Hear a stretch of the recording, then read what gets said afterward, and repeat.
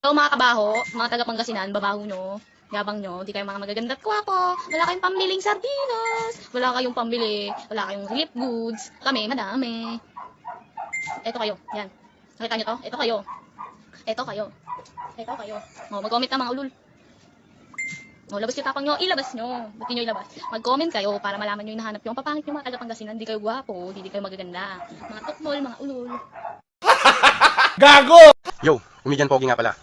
Shoutout nga doon sa babae na taga Valenzuela na walang ibang ginawa kundi nilait-lait lang tayong mga taga Pangasinense. Na kesyo, ang babaho daw natin, wala daw tayong pambiling sardinas, wala rin daw tayong relief goods.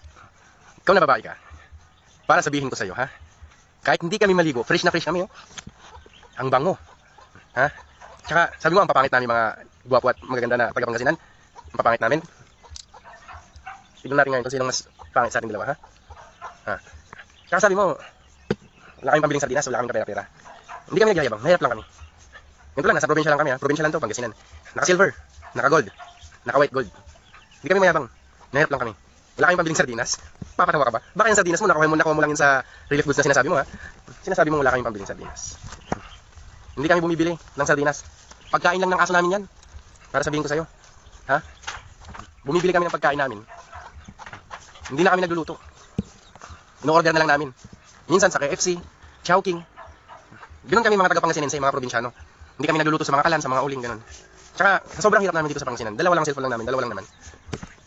Katunayan nga, dalawa yung wallet ko, di ako mahirap. Ito, ginagamit ko lang to. Pambili ko lang ng mga yosi pag nandito ako sa barangay namin. Kaya ikaw na taga Valenzuela ka. Kung ako sa'yo, ha? Bawiin mo yung mga sinabi mo. Na kesyo ganito, kesyo ganyan yung mga Pangasinense. Sa itsura mo pa lang, ang itim-itim mo na nga. Ha? Ang itim-itim mo na nga. Oh? Yung ilong mo pa, sobrang pango.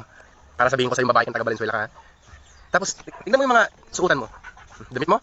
Nako, binili mo lang ata yan sa ano, ha? Sa mga ukay-ukay, ha? Mga pang-divisoria, ganun. Kami mga probinsyano. Ganito lang naman suot namin. Hindi kami nagsusuot ng mga pang-divisoria lang. Sinusuot namin mga branded.